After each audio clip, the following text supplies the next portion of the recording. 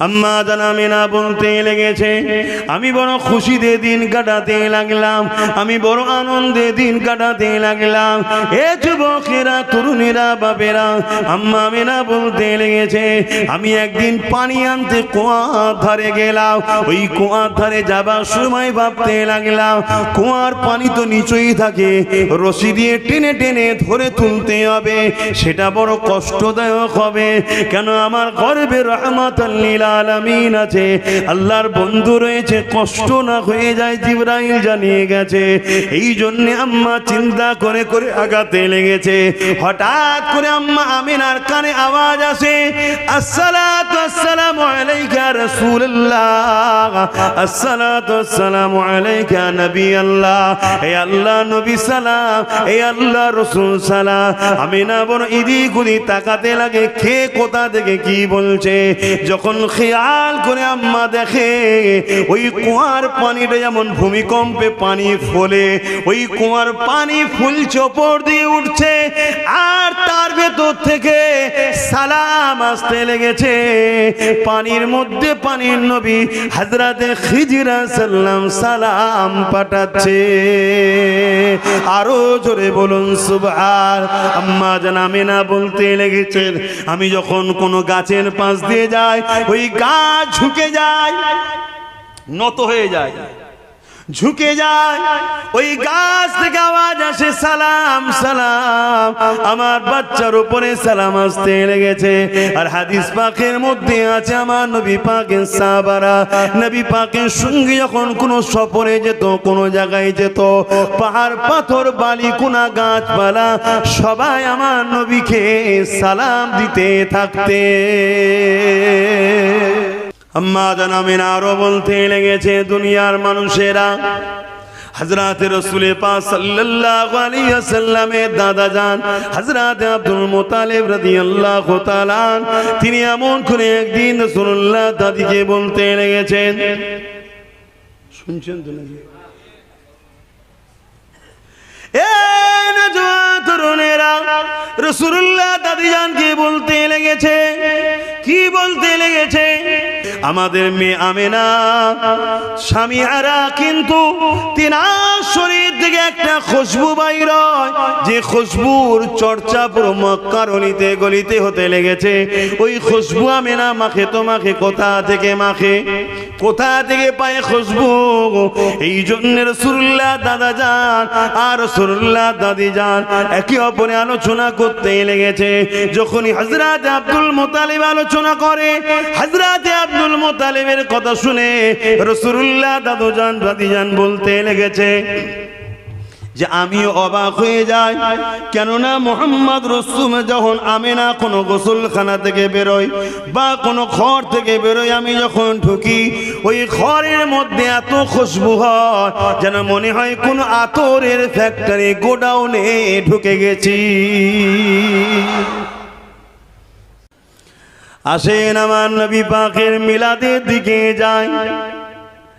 আমার নবী পাক 570 খ্রিস্টাব্দে 12 রবিউল আউয়াল সোমবার শবে সাদেকের সময় দুনিয়ার জমিনে আগমন করেছিলেন।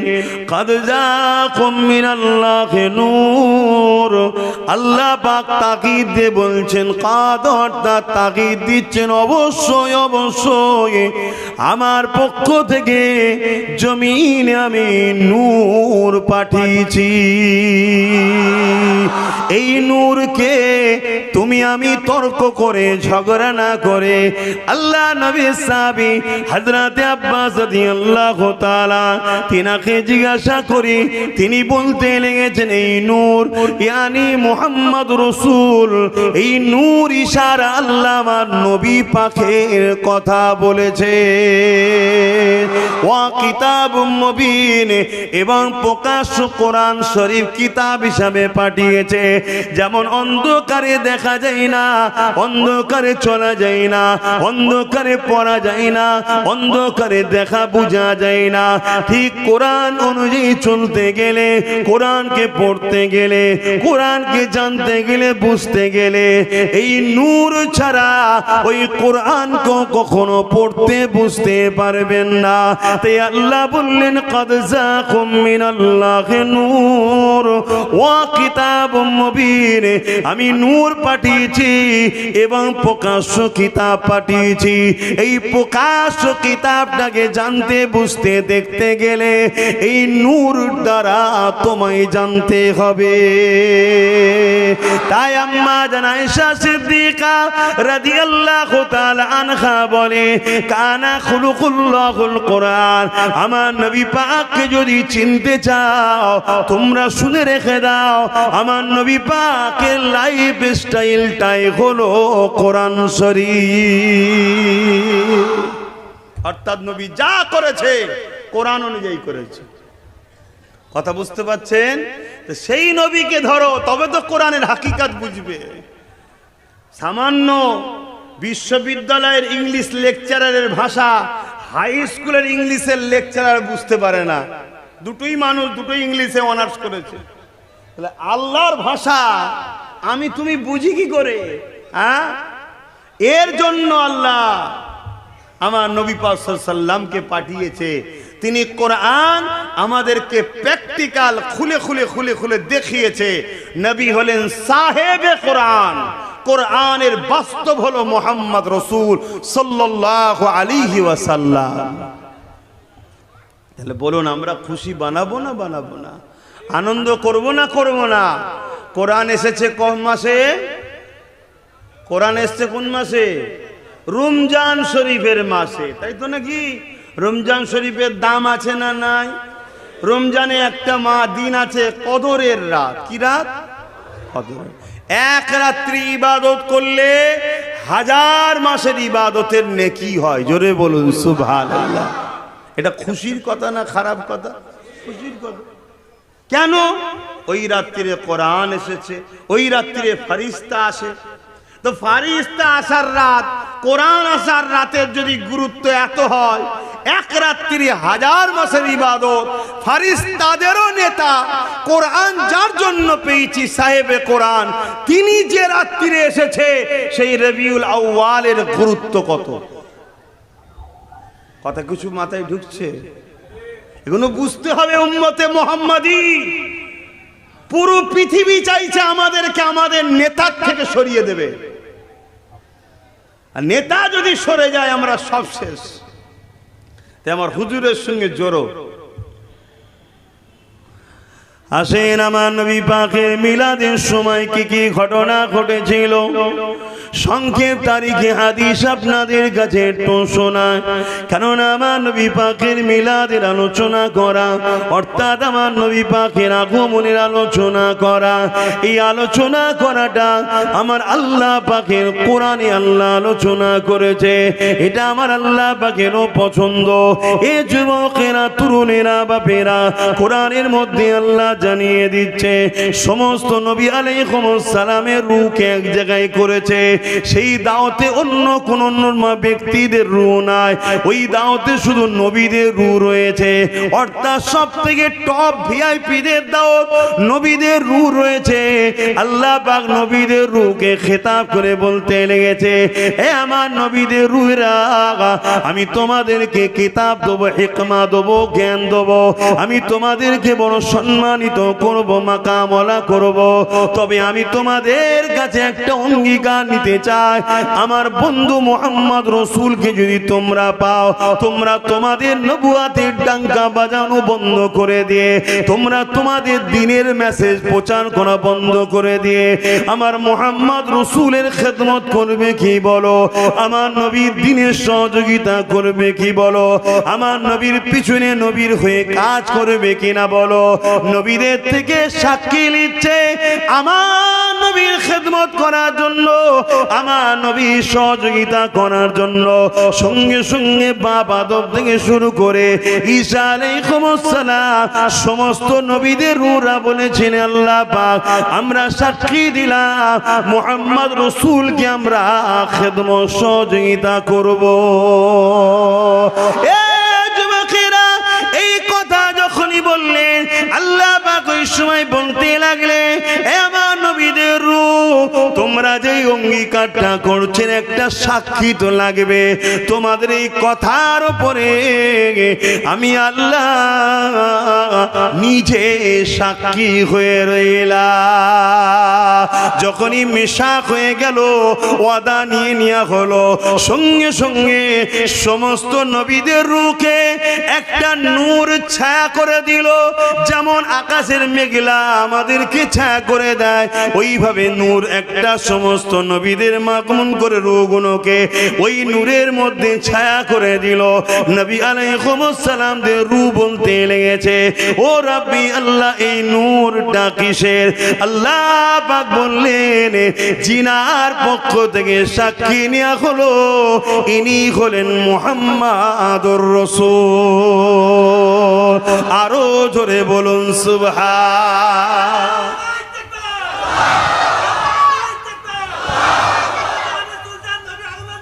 জিন্দাবাদ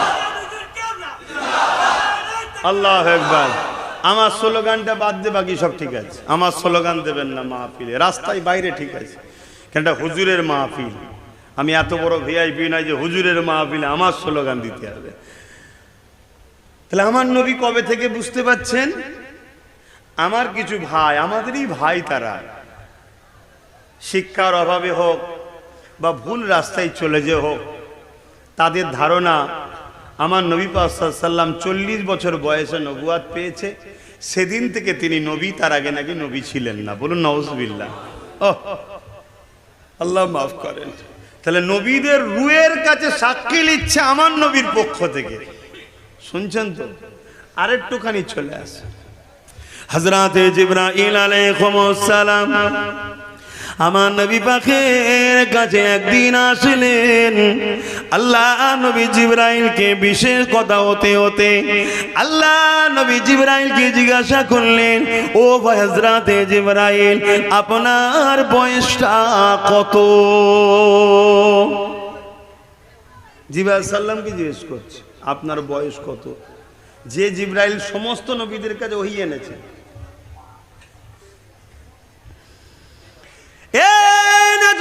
তরুণেরা হযরতে জিবরাইল আলাইহিস সালাম বলেছিলেন ইয়া রাসূলুল্লাহ হাবিবাল্লাহ এইভাবে তো আমি অক্ষর দিয়ে বলতে পারি না হুজুর, আমি কিছু নমুনা আপনাকে বলি, আপনি হিসাব করে নেন। আল্লাহ নবীকে বলতে লাগলেন ইয়া রাসূলুল্লাহ হাবিবাল্লাহ আমি জিবরাইলকে যখন আল্লাহ বা সৃষ্টি করেছিলেন তখন না জান্নাত ছিল না জাহান্নাম ছিল না পৃথিবী ছিল কিছুই ছিল না, না ইসরাফিল আজরাইল মিকাইলকে তৈরি কিছুই করেনি। আল্লাহ যখন আমাকে সৃষ্টি করেছেন ইয়া রাসূলুল্লাহ হাবিবাল্লাহ আমি মাথাটা তোলার সাথে সাথে আল্লাহ পাকের আরশ আজিমের নিচে একটা নূরের চাদর রয়েছে, ওই চাদরের মধ্যে একটা নূরের চমক দেখলাম, একটা তারার চমক দেখলাম, যেটাকে দেখে আমি জিবরাইল বড় দিবানা হয়ে গেলাম। প্রতিটা মানুষ সৌন্দর্যকে বড় পছন্দ করে, সৌন্দর্যের প্রেমিক হয়, ঠিক না? আমরা বাচ্চাদেরকে সবাই ভালোবাসি না? সে যে যারই বাচ্চা হোক, হাতটাকে যদি অমুসলিমেরও ছেলে হয় বাচ্চা দেখলে ভালো লাগে, ঠিক না বেঠিক? কেন? সুন্দর, বাচ্চাদের সুন্দর লাগে, ঠিক না? তো সুন্দর গোলাপ ফুল সবাই ভালোবাসে, সুন্দর। তা জিবরাইল সাল্লাম তিনি বলছে এই চাঁদ তারাটা এত সুন্দর ছিল চমক, যেটা দেখে আমি তার দিবানা হয়ে গেলাম। তা আমি দেখার জন্য বেতাব হয়ে রইলাম। ইন্তজার ইন্তজার ইন্তজার ইন্তজার ৭০,০০০ বছর ইন্তজার করার পর আবার ওই তারাটাকে দেখতে পেলাম। জোরে বলুন সুবহানাল্লাহ। কত হাজার বছর পর?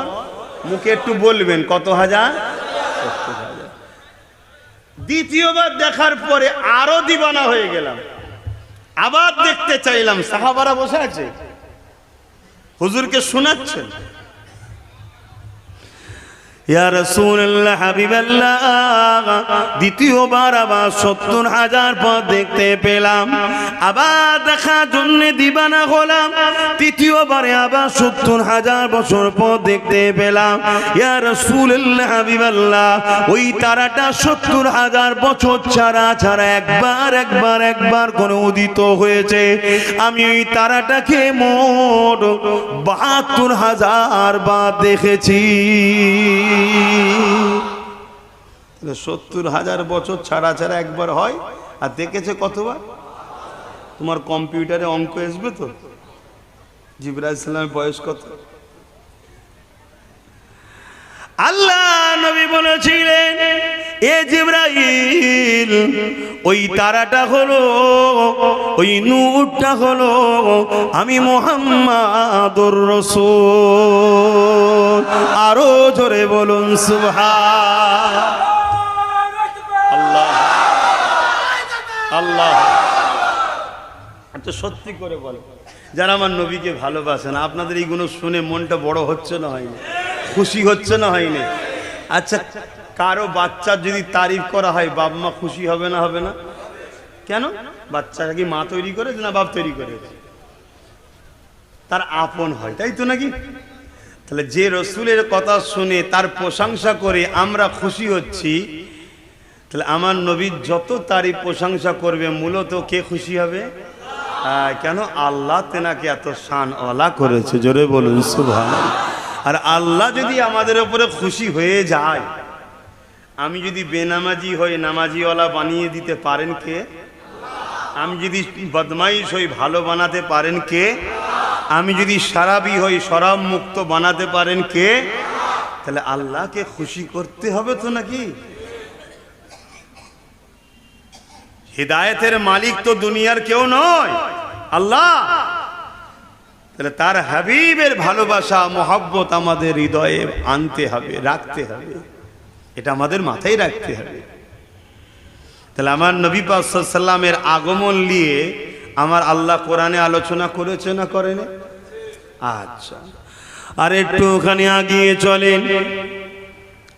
হযরত ইব্রাহিম আলাইহিস সালাম কাবা শরীফ তওয়াফ করে কাবা শরীফ বানাতে লেগেছেন। এ নওজোয়ান তরুণেরা যারা মক্কা শরীফে গেছে, জিজ্ঞাসা করুন, আল্লাহ পাকের খড়গে 7 চক্র দিবার পরে মাকাম ইব্রাহিমের সামনে 2 রাকাত নামাজ পড়তেই হবে। যারা হাজি আছে জিজ্ঞেস করুন, পড়তেই হবে।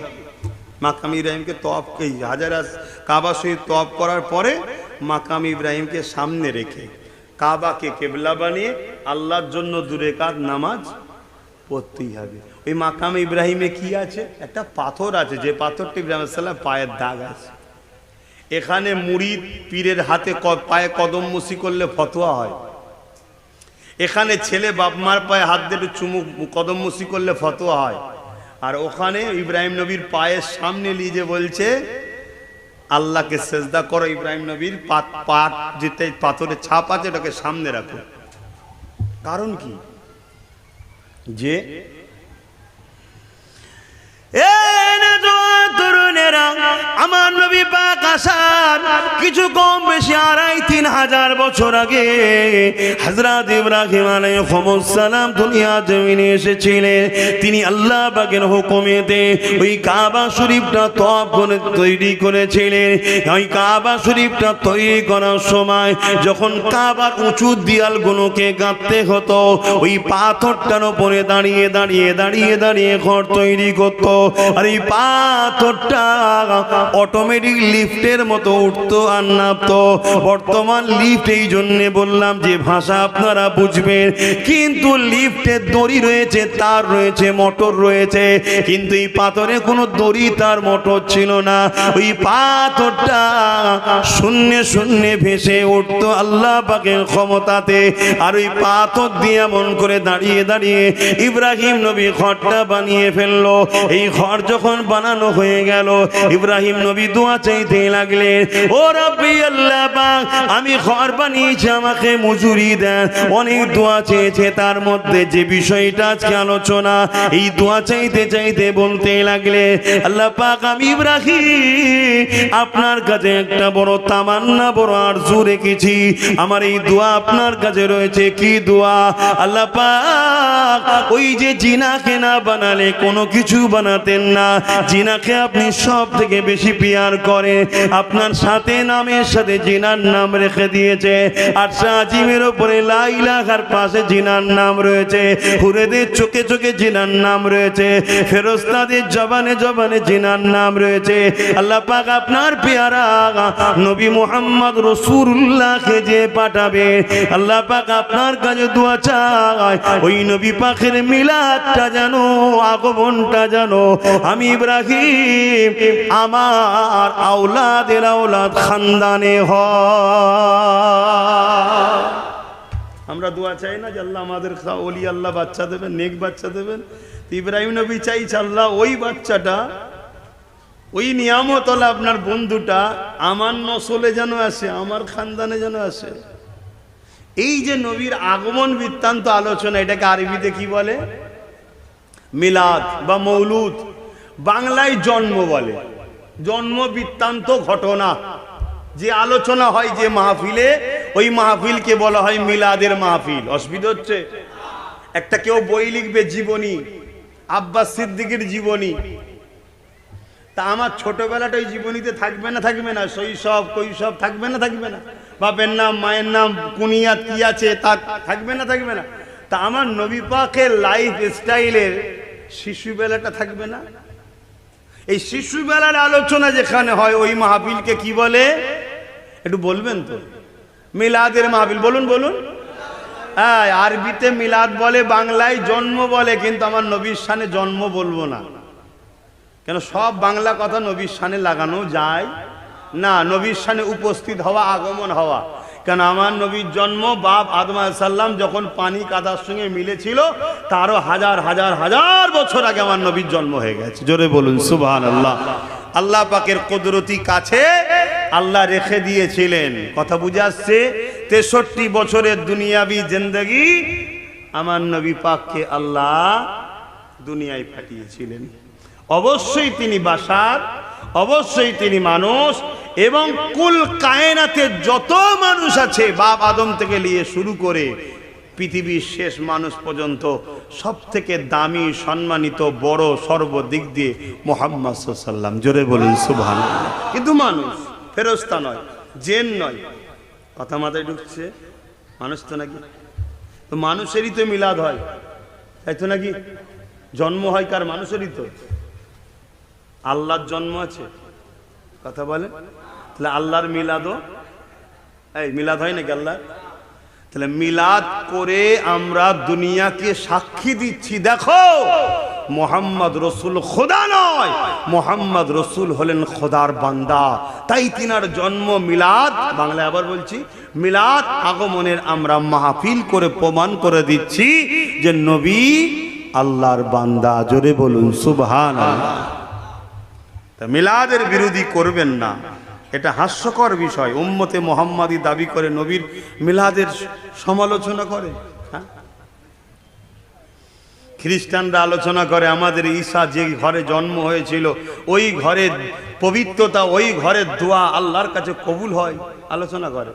শুনছেন তো নাকি? আর আমাদের মৌলী সাহেবরা যদি আলোচনা করে আমার নবীর মিলাদ করলে ঈমান চলে যাবে, নবীর আলোচনা, জন্ম বৃত্তান্ত আলোচনা করা যাবে না, ওটা কোনো পবিত্রের ব্যাপার না, কোনো বরকতি নাই, তাহলে এটা কি দুঃখজনক নয়? অথচ আম্মা জান আমিনা বলতে লেগেছে, আমার বাচ্চা যখন দুনিয়া জমিনে আসে, আমি আমিনা তাকে পাক পবিত্র করার জন্য চেষ্টায় যখন লাগলাম, আমি যখন এই মন নিয়ে তা দিয়ে তাকাতে লাগলাম, আমি আমিনা অবাক হয়ে গেলাম। আমার গর্ভ থেকে দুনিয়াতে একটা নূর এসেছে, যা শরীরের আলো আমার ঘর আলোকিত হয়ে গেছে। আর গায়েবী আওয়াজ আসতে লেগেছে, আমিনা রে, এটা দুনিয়ার অন্য কোনো বাচ্চার মতো বাচ্চা নয়, তোমার বাচ্চা দুনিয়াকে পাক পবিত্র করতে এসেছে। তার পাক নিয়ে তোমাকে ভাবতে হবে না, এই বাচ্চা পাক তো রয়েছে, এই বাচ্চা দুনিয়াকে পাক করতে এসেছে। তরুণেরা, আম্মা জান আমিনা বলতে লেগেছে, আমি যখন দুনিয়ার জমিনে আমার বাচ্চা আসবে, আমি আমিনা অবাক হয়ে যেতে লাগলাম। আমার বাচ্চা শরীর থেকে এত নূর বেরোতে লেগেছে, ওই আলোতে আমি শাম দেশের প্রাসাদ পর্যন্ত দেখতে লেগেছে। খাসাইসুল কুবরা কিতাবের মধ্যে লেখা আছে, মাগরিব থেকে মাগরিব পর্যন্ত দেখতে লাগলাম। এ যুবকের এই যে আলোচনা হচ্ছে, এটাই মিলাদ বলা হয়।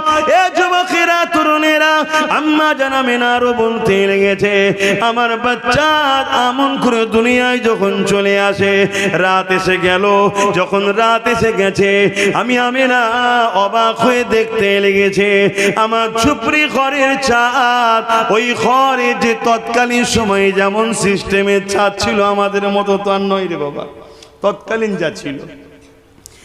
আর আমি দেখতে লেগেছি আকাশের তারাগুলো যেন খসে খসে সব জমিনের দিকে নেমে আসতে লেগেছে, আমার ঘরের ছাদে এসে লুকে গেল। আমি আমিনা মনে করতে লাগলাম সবাই তো পড়ে যাবে ঘরে, কিন্তু না, সব ঘরের ছাদের কাছে এসে রুকে গেল। যেন মনে হচ্ছে আমার নবীর আগমন উপলক্ষ করে আল্লাহ তারা দিয়ে লাইটিং করে সাজিয়ে দিয়েছে। আরো জোরে বলুন সুবহান। এই যুবকেরা, একটা কথা শুনুন, আল্লাহ নবী আম্মা জান হযরত আমিনা বলতে লেগেছে, কোন একদিনেতে আমি আমার বাচ্চাকে খোলা আকাশের নিচেতে দুলনাতে দুলিয়ে দিলাম, শুইয়ে দিলাম। আমি অবাক হয়ে গেলাম, দেখতে লেগেছি আকাশের চাঁদ জমিনের দিকে নেমে আসছে দ্রুত, এত দ্রুত আসছে, আমি আমিনা ঘাবড়ে গেলাম, চাঁদটা মনে হয় জমিনে পড়ে যাবে। কিন্তু না না না, আমার বাচ্চার কাজ বরাবর এসে রয়ে গেল। আর আমার বাচ্চা দুলনায় দুলে দুলে ছোট ছোট নূরের হাত ইশারা করে, যেদিকে ইশারা করে চাঁদ সেদিকে যায়। আমি একটু আপনাকে আমাকে আমাদের সাধারণ ভাষায় একটু বোঝায়, যেমন আমি তুমি বাচ্চাদেরকে খেলনা দিই শিশুবেলায় খেলার জন্য, আমার আল্লাহ চাঁদকে তার বন্ধুর জন্য খেলনা যেন বানিয়ে দিয়েছে। আরো জোরে বলুন সুবহান। আল্লাহু আকবার। সেই নবীর কথা শুনে আমাদের কি ভালো লাগছে না খারাপ লাগছে? এটাই তো আমাদের আনন্দ। আর এই আনন্দটা কি বলা হয়? ঈদ। আর এই আনন্দতে আল্লাহ খুশি, এটাই হলো শুকরিয়া আদায় করা, আল্লাহর নিয়ামতের শুকরিয়া প্রকাশ করা হচ্ছে যে আল্লাহ আপনি আপনার হাবিবকে কি নিয়ামত আল্লাহ করেছেন, কি শান আল্লাহ করেছেন। বলুন, এই যে নবীর ছোটবেলার কথাগুলো আলোচনা হচ্ছে, এগুলো কি কোনো সমস্যা? এগুলো কি আমাদের জানা দরকার আছে না? নাই, যে আমাদেরও বাচ্চা হয়, দুনিয়ায় হাজারো বাচ্চা এসেছে, আর আমার নবী এসেছে দুটো আশা। বলুন, দুটো বাচ্চা এক নয়। তাই বাড়ি রবিউল আউয়ালের দিনে প্রত্যেকের বাড়িতে সাজাবেন, পরিষ্কার পরিচ্ছন্ন করবেন, আতর গোলাপ ছড়াবেন, খুশবু দেবেন, একটু যার যেমন সামর্থ্য আছে কিছু লাইট জ্বালাবেন। এতে কি হবে? প্রতি বছরে আপনার বাচ্চা বলবে, আব্বা এটা কেন করছেন? না, এই দিনে আমার নবী আগমন করেছিল। বলে তার দিলে আস্তে আস্তে আস্তে তোমার নবীর আগমনের মেসেজ সেই ঢুকে যাবে আস্তে আস্তে, জোরে বলুন সুবহানাল্লাহ। এবং বাচ্চাদেরকে নিয়ে তোমরা নিজেরাই বসবে বাড়িতে, বসে নবী পাক সাল্লাল্লাহু আলাইহি ওয়াসাল্লামের এই যে কথাগুলো আলোচনা করছে উনি আলোচনা করবে, করে হাত তুলবে যে আল্লাহ এই দিনে আপনার বন্ধুকে পাঠিয়েছিলেন আমাদেরকে বাঁচাবার জন্য, আপনার সব থেকে বড় নিয়ামতকে এই দিনে পাঠিয়েছিলেন, আজকে সেই দিন তাবরুকপূর্ণ দিনে আপনার কাছে হাত তুলেছি, আল্লাহ আমাদের গুনাহকে মাফ করে দেন, আমার নসলে যত আসবে তাদেরকে সব আপনার নবীর গোলাম বানাবেন, আমাদের রুজিতে বরকত দেবেন। সবাই সবার বাড়িতে করো, এবং একটু ভালো মন্দ রান্না করলেন, খুশি আনন্দ। রোজই তো ভালো মন্দ আল্লাহ করে খাওয়াচ্ছে, অন্য সময় তো খাও, খেয়ে সেটা নিজেরা পরিবাররা খেয়ে নিলে, খাওয়া হলো নিজের, কিন্তু নিয়তটা করার জন্য তারও একটা আলাদা নেকিও পেলেন, জোরে বলুন সুবহানাল্লাহ। তা আশা করতে পারি প্রতিটা নবীর গোলামের বাড়িতে বাড়ির রবিউল আউয়ালের দিনে একটা হলো বাড়তি সাজাবার উদ্দেশ্য, এই দিনকে আলো, একটু খুশবু, একটু পরিষ্কার পরিচ্ছন্ন, একটু আতর গোলাপ দেওয়া, বাচ্চাদেরকে নিয়ে বসা, যদি ভালো মন্দ নাও রাখতে পারো কিছু মিষ্টি কিনে নিজেরাই খাওয়া, করতে পারবে না? পারবে না। কিন্তু দুঃখের বিষয় আবার আমাদেরই একদল ভাইয়েরা বলবে যে গায়ের ইসলামরা যেমন জন্মদিবস পালন করে, হ্যাপি নিউ ইয়ার, আমরাও এই হ্যাপি নিউ ইয়ার করতে চাইছি না। এই হ্যাপি বার্থডে নাকি, হ্যাপি বার্থডে টু ইউ নাকি বলে না, না না না না না না, আমরা নবীর আগমন উপলক্ষ করে আল্লাহ নবী নিজে দুম্বা জবাই করে খানা করে সাহাবাদের খাইয়েছেন, জোরে বলুন সুবহানাল্লাহ। এবং নবী পাক সাল্লাল্লাহু আলাইহি ওয়াসাল্লাম বলেছেন তোমরা সোমবার দিন রোজা রাখবে, এবং নবীও রাখতেন, তোমরাও পারো রাখবে। বা এবারে তো শুক্রবার পড়ে গেছে, আবার একসাথে দুটো ঈদ, জানেন তো নাকি? এবারে শুক্রবার পড়েছে, এক জুম্মার দিনটা হলো ঈদের দিন, জানেন তো নাকি? হ্যাঁ, কেন? বাপ আদম আলাইহিস সালাম এসেছিলেন এই দিন, এই জন্য ঈদের দিন। তাহলে বাপ আদম আসার দিনটাই যদি ঈদের দিন হয়, বাপ আদমকেও সৃষ্টি করতো না যদি মোহাম্মদ রসুল না হতো, তাহলে সেই নবীর আসার দিনটা কি ঈদের দিন নয়? একসাথে দুটো ঈদ আমরা পাচ্ছি, বলুন সুবহানাল্লাহ।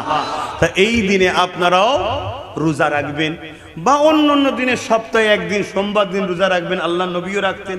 সাহাবারা জিজ্ঞেস করে হুজুর সোমবার দিন আপনি রোজা রাখেন কেন? আল্লাহ নবী বললেন এই দিনে আমি আগমন করেছিলাম, এই দিন আমি এসেছিলাম, জোরে বলুন সুবহানাল্লাহ। নবী নবীর মিলাদের দিনে, আসার দিনে নবী রোজা রাখছে, নবী সাহাবাদেরকে দুম্বা জবাই করে খানা করে খাওয়াচ্ছে, শুনছেন তো নাকি? হাই হাই হাই হাই, এগুলো খেয়াল রাখবেন।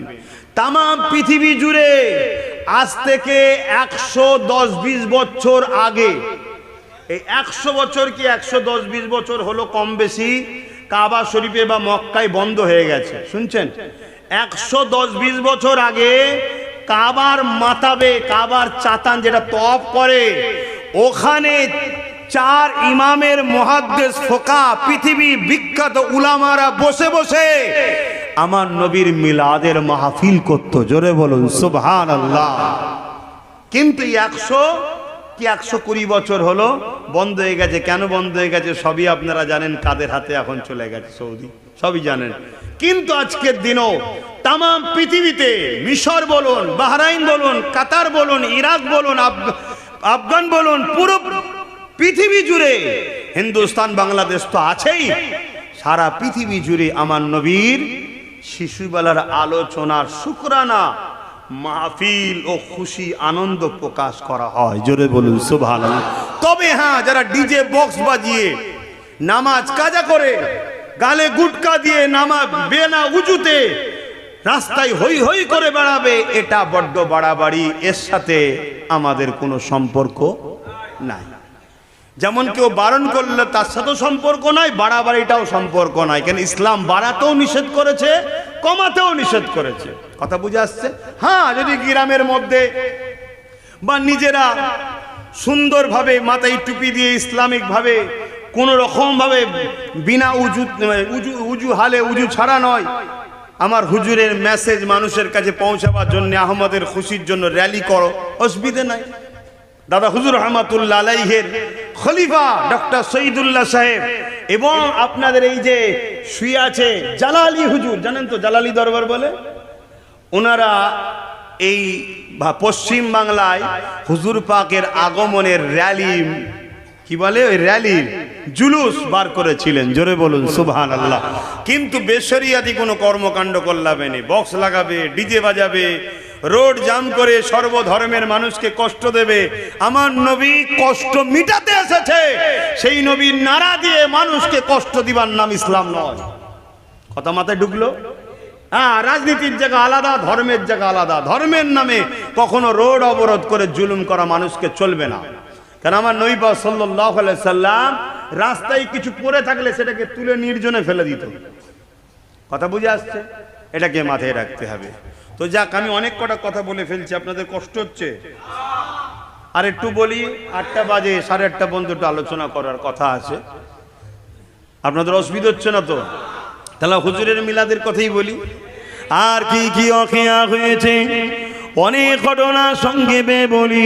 আম্মা জান আমিনা বলতে লেগেছে, আমি একদিন ঘুমিয়েছিলাম, আমার খবের মধ্যে একটা সুন্দর চেহারাওয়ালা যুবক ছেলে চলে আসলো। আমি আমিনার ঘুমটা ভেঙে গেল, ঘাবড়ে গেলাম। ওই যুবকটাকে দেখে চিন্তিত হয়ে গেলাম। ওই যুবকটা বলতে লেগেছে, আমিনা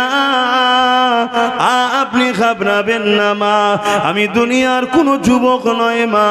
এই মা আমিনা, আল্লাহ তার পক্ষ থেকে এসেছি, আমি হলাম জিবরাইল, মেসেজ নিয়ে এসেছি, খুশির খবর নিয়ে এসেছি। হে মা আমিনা রে, আপনার গর্ভে সন্তান রয়েছে। আমি আমিনা অবাক হয়ে গেলাম, কেননা সন্তান থাকলে মায়ের আগে বোঝে পিরিয়ড বন্ধ হয়ে যায়। আমার তো পিরিয়ড বন্ধ হয়নি। এ মা আমিনা, আপনার গর্ভে সন্তান রয়েছে। মা আমিনা রে, আপনার গর্ভে যে সন্তান রয়েছে এটা অন্য কোনো সন্তান নয়। আম্মা আমিনা আরো অবাক হয়ে গেলেন। সন্তান থাকলে মায়েদের পেটটা বড় হয়, আমি আমিনা তো যেমনই তেমনই রয়েছে। এ মা আমিনা, এটা অন্য কোন সন্তান নয়। আমিনা রে, আপনার গর্ভে যিনি রয়েছেন তিনি হলেন আল্লাহ পাকের দোস্ত পিয়ারা। এ আমিনার একটা মেসেজ রয়েছে, আল্লাহ পাক আমাকে জানিয়ে পাঠিয়েছে, দুনিয়ার কোন মানুষের নামে নাম রাখা হবে না। এই বাচ্চার নাম আল্লাহ পছন্দ করে রেখে দিয়েছে। যখন কিছুই ছিল না তখন এই বাচ্চার নাম ছিল, আল্লাহ নূরের পর্দার আড়ালে নামকে সুরক্ষিত করে রেখে দিয়েছিল। ইতিপূর্বে এই নাম কখনো পৃথিবীর কেউ শোনেনি। হে মা আমিনা, আপনার বাচ্চার নাম হলো মুহাম্মদ।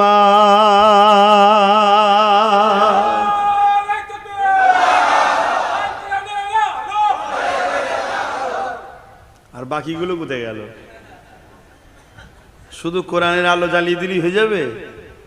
এখন তো আবার এক দল বেরিয়েছে, তারা শুধু কোরআন মানে, হাদিস মানে না। এরম বললে হবে না। সব থেকে ভালো স্লোগান হলো কোরআন সুন্নাহর আলো ঘরে ঘরে জ্বালো। কোরআন সুন্নাহর মধ্যে সবই এসে যাচ্ছে। কথা বুঝে আসছে?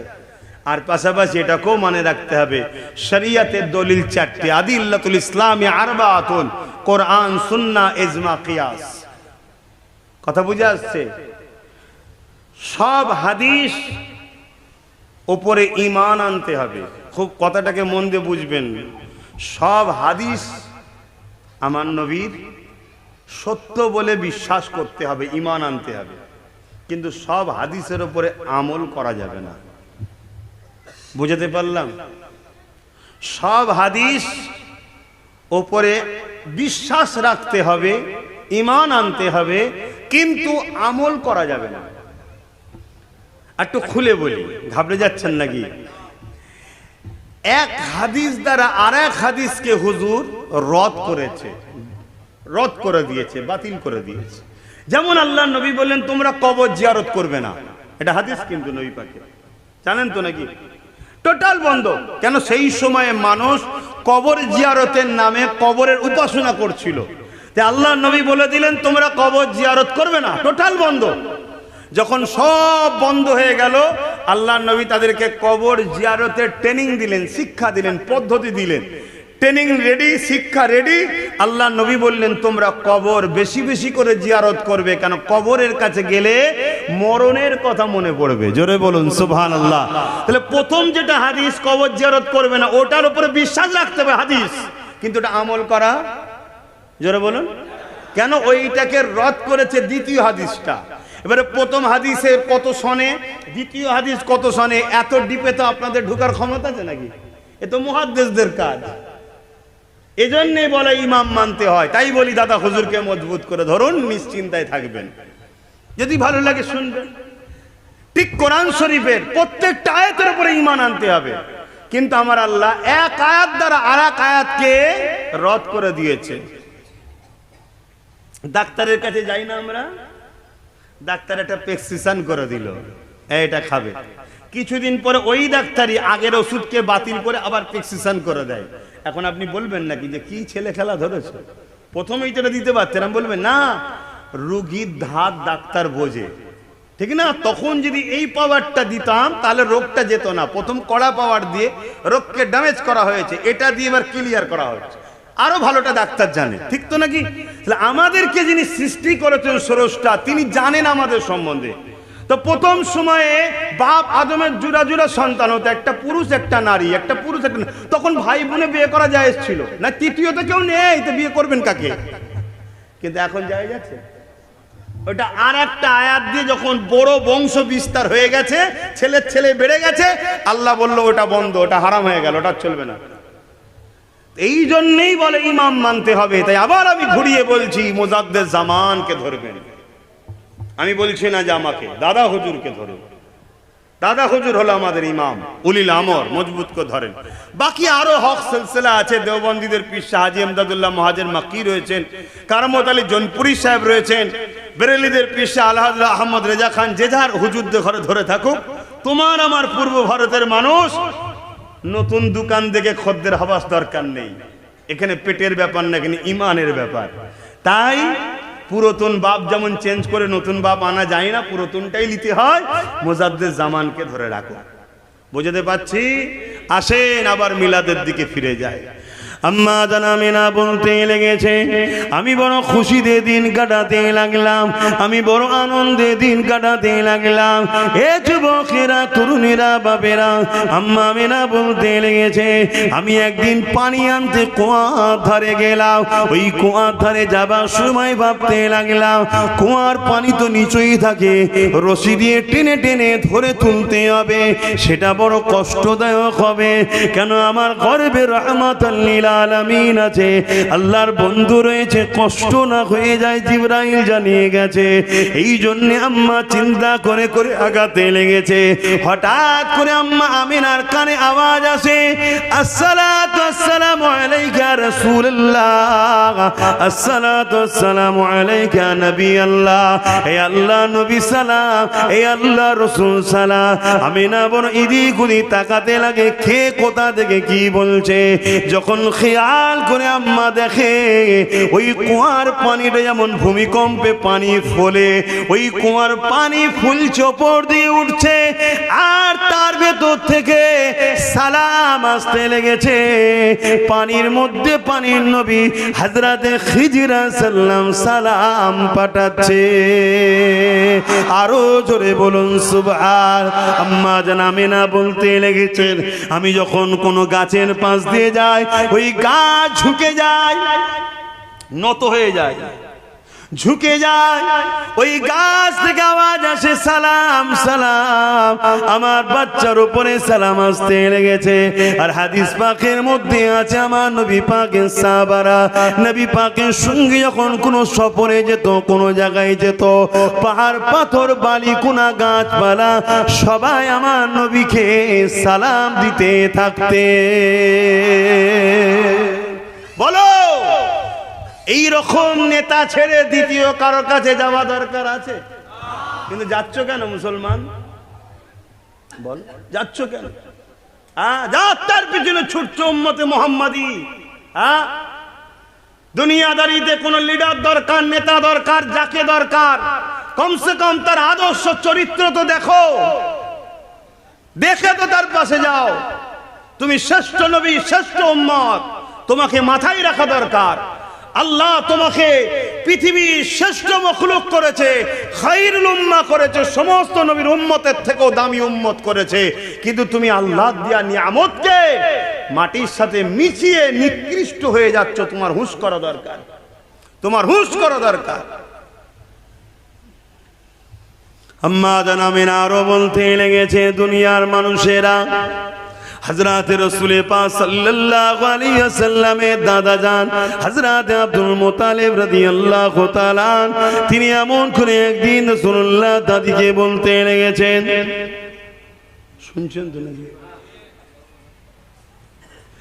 এ নওজোয়ান তরুণেরা, রাসূলুল্লাহ দাদি জানকে বলতে লেগেছে, কি বলতে লেগেছে? আমাদের মেয়ে আমেনা স্বামী হারা, কিন্তু তিনার শরীর থেকে একটা খুশবু বাইর হয়, যে খুশবুর চর্চা পুরো মক্কার অলিতে গলিতে হতে লেগেছে। ওই খুশবু আমেনা মাখে তো মাখে, কোথা থেকে মাখে, কোথা থেকে পায় খুশবু?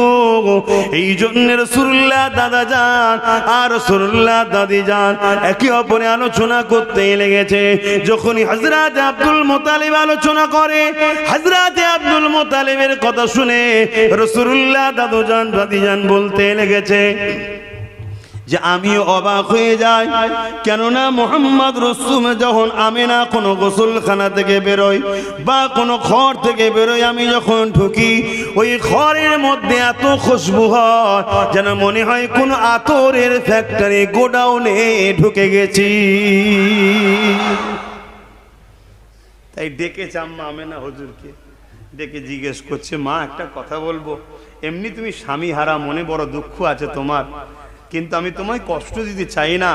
সমাজে সব আলোচনা হচ্ছে যে আমেনায় আতর পাই কোথা থেকে, কোথা থেকে মাকে, তো মক্কার কোনো জায়গায় পাওয়া যায় না, কোথা থেকে আসে? আম্মা আমেনা ওই সময় মুখে থুতু জমিনে ফেলেছে, সঙ্গে সঙ্গে যেমন আতরের কোনো ডিব্বা খুললে ভড় ভড় করে খুশবু বাহির হয়, ওই থুতু মুবারক থেকে খুশবু পুরো ঘর মা এলাকায় ছড়িয়ে গেল। জোরে বলুন সুবহানাল্লাহ। আম্মা জান আমেনা বলতে লেগেছেন, আব্বা আম্মা এ খুশবু আমেনার নয়, কেন আমেনা কোনো খুশবু মাখে না, আমার গর্বে যিনি রয়েছে এটা তিনার খুশবু। জোরে বলুন সুবহানাল্লাহ, আরো জোরে বলেন না সুবহানাল্লাহ। সেই নবীকে আল্লাহ খুশবু ওয়ালা নবী বানিয়েছে, নূর ওয়ালা নবী বানিয়েছে, নিয়ামত ওয়ালা নবী বানিয়েছে, শাফাআত ওয়ালা নবী বানিয়েছে, সাহারা ওয়ালা নবী বানিয়েছে। দুঃখ কষ্ট বেদনা ওয়ালাদের মজলুমদের ওপরে সাহারা করে জালিমদের হাত থেকে মজলুমদেরকে বাঁচাবার জন্য সেই নবীকে আল্লাহ পাঠিয়েছে। এই মাসের 12 তারিখ সোমবার শুভে সাদেকের সময় আমার রাসূল পাক সাল্লাল্লাহু আলাইহি সাল্লাম দুনিয়ায় আগমন করেছিলেন। হযরতে রাসূল পাক সাল্লাল্লাহু আলাইহি সাল্লামের ফুপু আম্মা জান বলতে লেগেছে, যখন শুনলাম আব্দুল্লাহর ঘরে আম্মা আমেনার কোলে একটা সন্তান হয়েছে, আমি মুহাম্মদকে দেখার জন্য ছুটে গেলাম। আমার ভাইয়ের সন্তান হয়েছে, দেখতে গেলাম, কিন্তু গিয়ে আমি অবাক হয়ে গেলাম। কি? আমি অবাক হয়ে দেখতে লেগেছি মুহাম্মদ রাসূলের সঙ্গে আমেনার নাভির কোনো কানেকশন নেই। প্রত্যেকটা বাচ্চার মায়ের সঙ্গে নাভি থাকে না, থাকে না? কেন থাকে? মায়েদের এই রক্ত মাসে বন্ধ হয়ে যায়, ওটা বাচ্চার পেটে আছে। তোমার আমার সবার হয়েছে গো, হ্যাঁ, নাপাক রক্ত সব মায়ের পেট থেকে তোমার আমার পেটে গেছে, কিন্তু আমার রাসূলকে আল্লাহ নাপাক রক্ত দেয়নি। কেন? নবী মাথার তালু থেকে পায়ের তালু পুরোটাই হলো নূর। জোরে বলুন সুবহানাল্লাহ। সেই নবীকে প্যার করেন, ভালোবাসেন, মোহব্বত করেন। আসুন সেই নবীকে একটু আদবে সালাত ও সালাম। ইয়া নবী সালাম।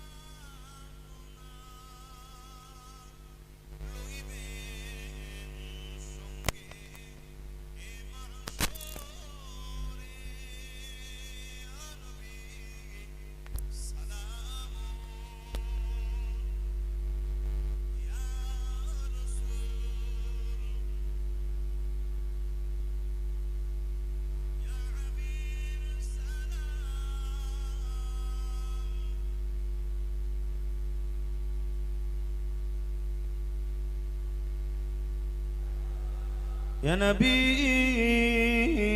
مدینہ ہوتے সব কিছুই পারেন দেখিতে মোদের লাশ কবরে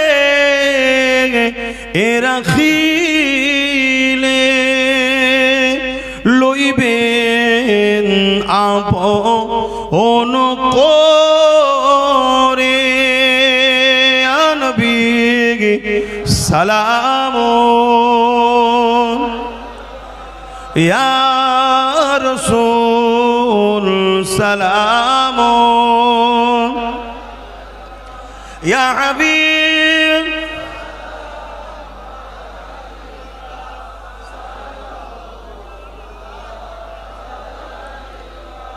সকলে গায়ে গায়ে বসুন দরুদ শরীফ আল্লাহুম্মা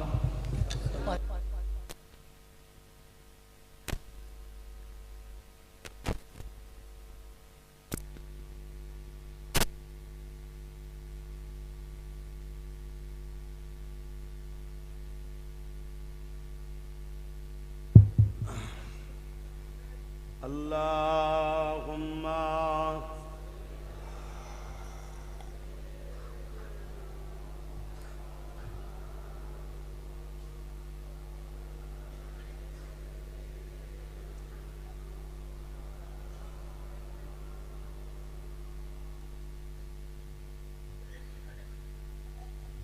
Allahumma salli ala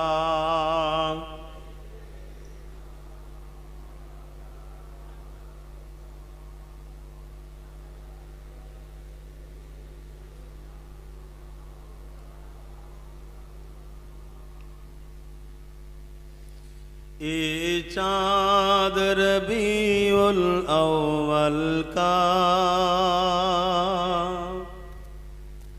चमकाता है चमकाएगा ये चाँद रबीउल अव्वल का चमकाता है चमकाएगा ईमान अकीदत का जलवा दिखलाता है दिखलाएगा ये चाँद रबीउल अव्वल का चमकाता है चमकाएगा एक परचम अर्श के ऊपर है एक काबा पर एक अक्सा पर एक परचम अर्श के ऊपर है एक काबा पर एक अक्सा पर जिब्रील के हाथों में परचम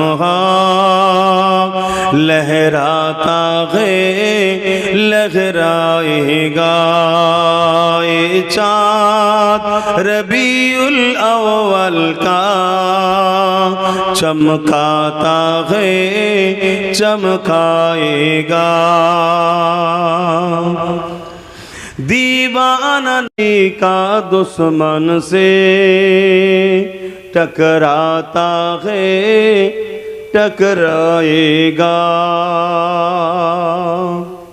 যারা প্রকৃত নবীর দিবানা তারা নবী দুশমনদের সঙ্গে লড়াই করেছে করছে করবে ঠিক তো নাকি গো আর আমাদের সঙ্গে কোনো ধর্মের লোকেদের সঙ্গে ঝগড়া নেই সবাই আমাদের ভাই বোন মানেন তো নাকি হিন্দু হতে পারে খ্রিস্টান হতে পারে আদিবাসী হতে পারে সাঁওতাল হতে পারে এসসি হতে পারে এসটি হতে পারে আরো কত ধর্ম কাস্ট আছে সবাই আমাদের ভাই বোন সবাই বাবা আদম মা হওয়ার ছেলে মেয়ে আমরা কথা মাথায় ঢুকছে কারো সঙ্গে আমাদের কোনো ঝগড়া নাই কিন্তু আমার রসুলের সঙ্গে কেউ যদি গোস্তাকি করে তার সঙ্গে নবীর দিবানাদের লড়াই ছিল লড়াই আছে আগামী দিনও লড়াই হবে, ঠিক না বে ঠিক গো?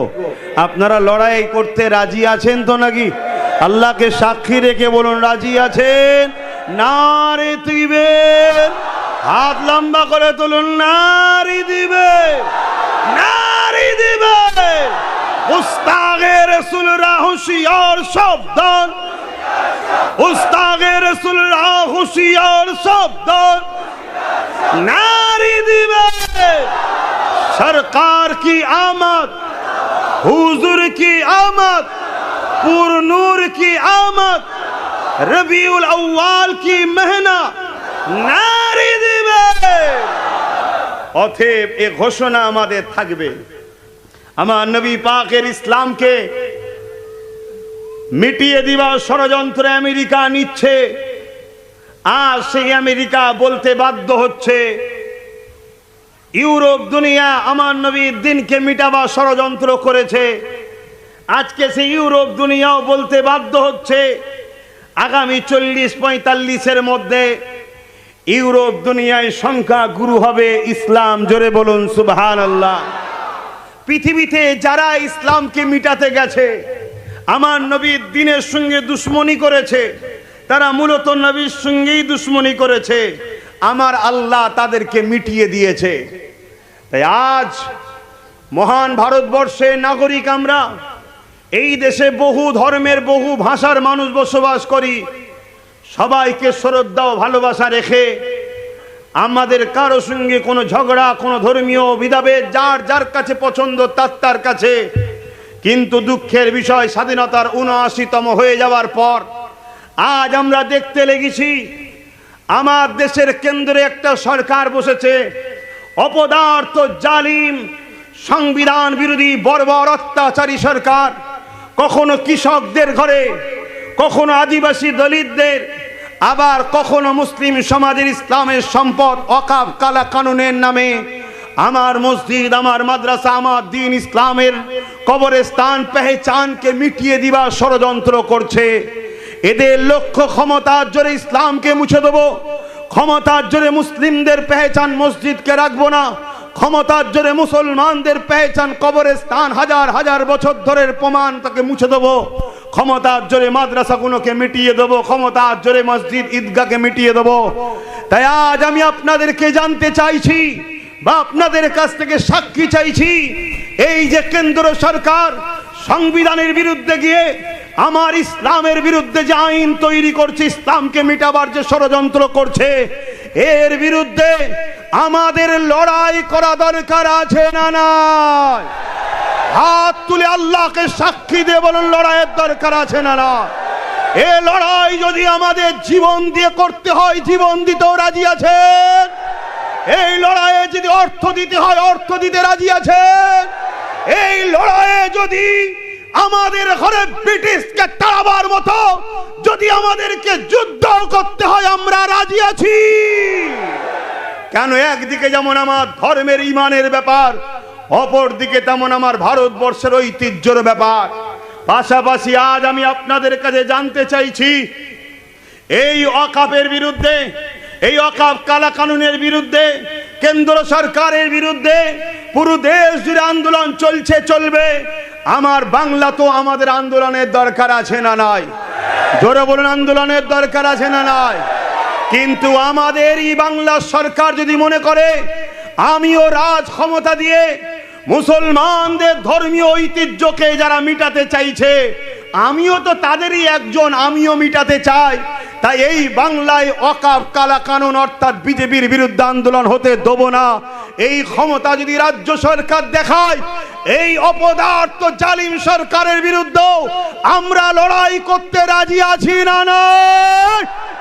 অতএব ওয়াকফের বিরুদ্ধে যারা, ওয়াকফ কালা কানুনের বিরুদ্ধে আমরা লড়বো। আমার মসজিদের বিরুদ্ধে যারা, আমার মাদ্রাসার বিরুদ্ধে যারা, আমার কবরস্থানের বিরুদ্ধে যারা, সে কেন্দ্র সরকার হোক, রাজ্য সরকার হোক, আর উলামা সেজে হোক, তাদের সঙ্গে আমাদের কোনো সম্পর্ক থাকতে, জোরে বলুন থাকতে। কেন? যদি এদের সঙ্গে সম্পর্ক রাখা হয়, আমাদের ঈমানও থাকতে।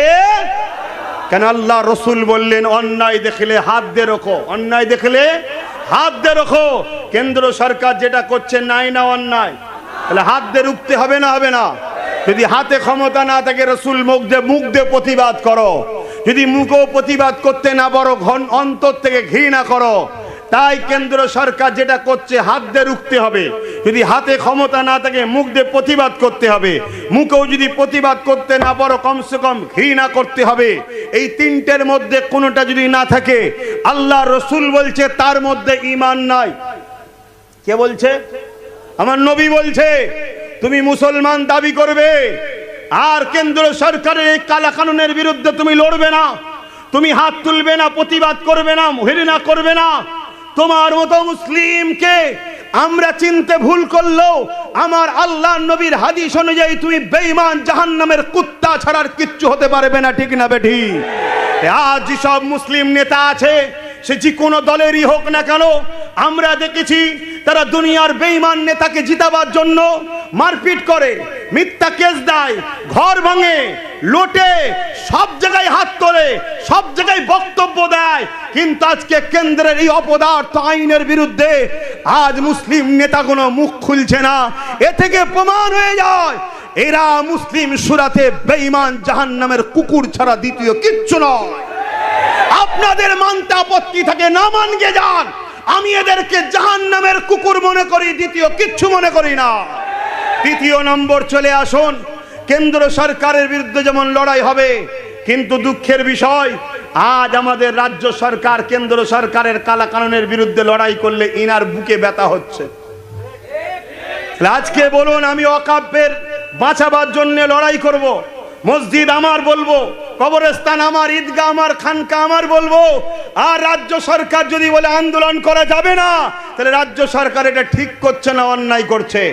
তাহলে রাসূল বললেন অন্যায়ের বিরুদ্ধে হাত দিয়ে লড়ো, তাহলে রাজ্য সরকারের বিরুদ্ধে হাত দিয়ে লড়তে হবে না হবে না? যদি হাতে ক্ষমতা না থাকে রসুল বলছে মুখ দিয়ে লড়ো, তাহলে এর বিরুদ্ধে মুখ দিয়ে প্রতিবাদ করতে হবে না হবে না? যদি মুখ দিয়ে নাও পারো অন্তর থেকে ঘৃণা করো। যাকে ঘৃণা করব তাকে কখনো সাপোর্ট করে ক্ষমতায় আনতে মুসলমান পারে না। ওকে সাপোর্ট করলে যেমন ঈমান থাকবে না, এও আমার মসজিদ মাদ্রাসার দুশমন, একেও সাপোর্ট করলে ঈমান থাকবে না। নবীর হাদিস অনুযায়ী বলে গেলাম। কারো কোনো আপত্তি আছে? তাহলে আরো একবার আপনাদের কাছে সাক্ষী লব, আগামী দিন ওয়াকফ আন্দোলনের লড়াই হচ্ছে, দীর্ঘ 8 বছর ধরে করছি, আগামী দিন আরো করব। প্রয়োজন হয় আমার তো একটা টার্গেট চেষ্টা চলছে, ব্রিগেড করব। আপনারা কি লক্ষ লক্ষ মানুষ নিজের গাটের পয়সায় ওয়াকফের জন্য ব্রিগেড যাবেন? আওয়াজ দিয়ে বলুন যাবেন।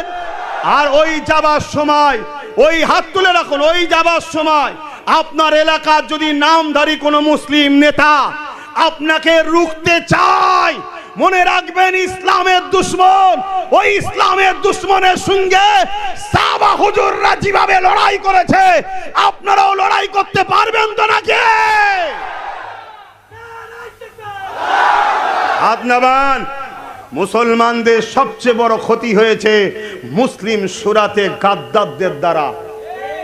অতএব আমাদের ভেতরের গাদ্দার গুণকে আগে চেনুন। কোটি কোটি টাকার মালিক বেঈমান নেতার পিছনে খরচ করছে যাতে একটা টিকিট দেয়। ও মুসলমান, একবার সুপ্রিম কোর্টে গিয়ে ওয়াকফকে বাঁচাবার জন্য কেস করলো না। এই রকম দালাল মার্কা, মুনাফেক মার্কা মুসলমান যদি আগামী দিন তোমাদেরকে কিনতে আসে, তোমরা সাথ দেবে নাকি? অতএব মনে রেখে দিও, এরা 10 কোটি খরচ করে তোমায় কিনবে, 100 কোটিতে বিক্রি করবে। এটা বিজনেস। আর যাদের হৃদয়ে তোমাদের উপরে দরদ থাকবে সেই মুসলমান অবশ্যই ওয়াকফকে বাঁচাবার জন্যও দরদ থাকবে।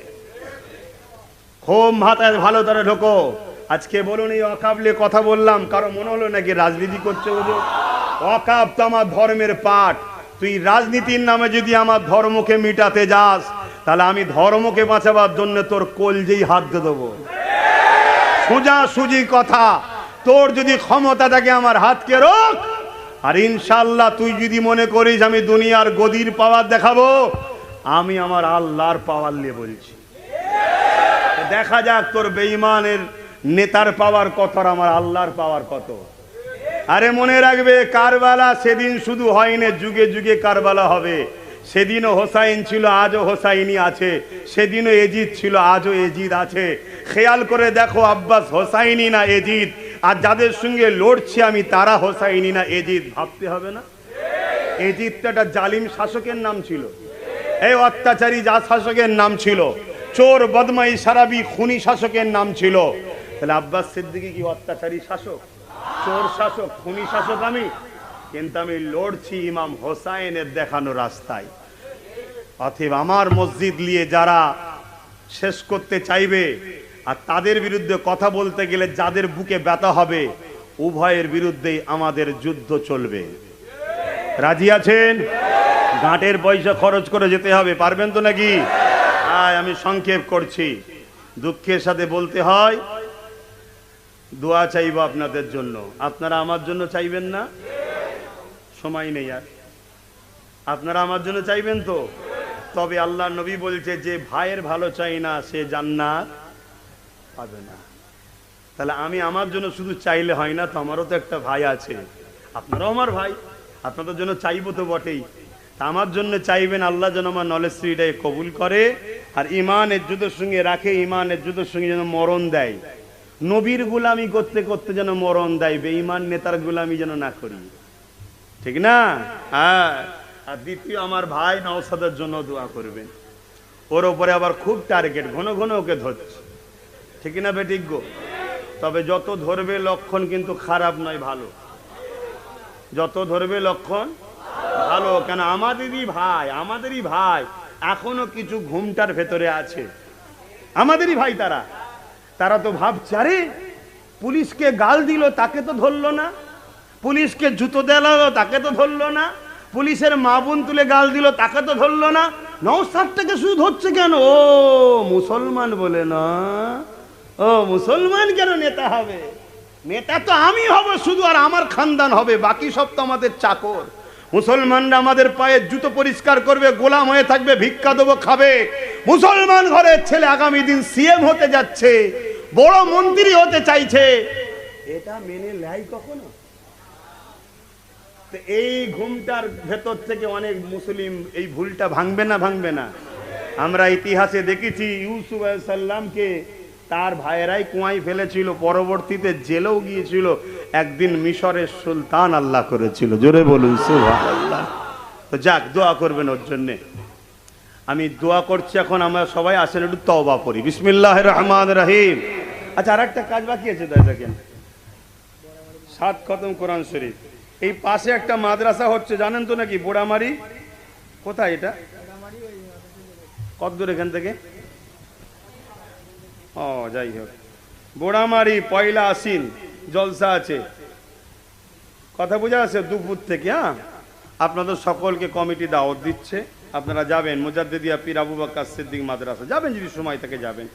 কত জায়গায় যাচ্ছেন। 7 খতম, 20 পারা কোরআন শরীফ তেলাওয়াত, 2 লক্ষ কলেমা শরীফ মা বোনেরা সবাই মিলে পড়েছে। আল্লাহ তাদের সংসারে শান্তি দেন। তবে মা বোনেদের কত যখন এসে গেছে, বলবো মা ভিক্ষা লিয়া বন্ধ করো। মুরগি আমরাও পুষি, আপনারাও পোষেন, চাল খাইয়ে বড় করে, লাস্টে আন্ডাও লাই, জানও লাই। অতএব ভিক্ষা লিয়া বন্ধ করো মা। অধিকার লাও, অধিকারটা কারো দয়ায় হয় না। আমার অধিকার ছিল, তোর কাছে দে। কথা বুঝে আসছে? আর দিবার জন্য তোকে বসিয়েছি, না দিস তো কান ধরে নাবিয়ে দেবো। অতএব ভিক্ষা লিও না মা, অধিকার লাও। আর যদি ভিক্ষাতেই মস্ত থাকো মা, আল্লাহর মার আসবে, 20-30টা পশুর মতো মানবরূপী জানোয়ার ছিঁড়ে ছিঁড়ে খাবে, কেউ বাঁচাতে পারবে না। আল্লাহর মার এসে যাবে। অতএব বোঝো আমার মায়েরা। তো যাই হোক, আমার পর নামাজ হবে না, জলসা হবে? জলসা হবে, ইমাম সাহেব ভাই জলসা করবেন। এসেছিলাম, একটা ছোট্ট কাজ আছে, সব দরকার আছে তো নাকি? তাহলে একটু পকেটে হাত দেন, একটু নেকি কিনে নেন, যার যা খুশি একটু শরিক হয়ে যান। হুজুরের মিলাদের মাহফিলে দেবেন তো, হ্যাঁ দেন, যার যা খুশি দেন। ইমাম সাহেব যখন জলসা করবে, আমি লম্বা চওড়া দোয়া করবো না। তাদিল আছেন, যাও বেশি করে লোক দাও। একটুখানি সূরা ফাতিহা দরুদ শরীফ পড়লেন এই সুযোগে। আমার এই লাস্টে 5 থেকে 7 মিনিটের কথা কষ্ট হলো নাকি কারো? আরে আমি আমার মসজিদের জন্য বলবো না, আমি আর মাসার জন্য বলবো না?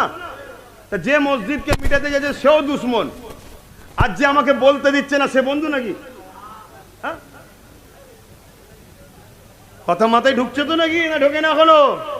যদি না ঢোকে, আল্লাহ কবরে যখন শুয়াবে বুঝিয়ে দেবে। অতএব বোঝো, আর মনে রাখবেন, আমি আবার একবার বলছি, আমাদের মধ্যে ক্ষতি হয়েছে আমার কওমের গাদ্দারগুলোর জন্য। সব থেকে বেশি আমাদের ক্ষতি হয় এই গাদ্দারগুলোকে চেনো। আল্লাহ এদেরকে অর্থ দিয়েছে, এরা ভালো কাজ না করে বেঈমান নেতাদের পিছনে খরচ করছে আর মুসলমানদের নামে কেস দিচ্ছে, মারছে, ধরছে। এই বেঈমানগুলোকে আগে চেনো। কথা বুঝে আসছে?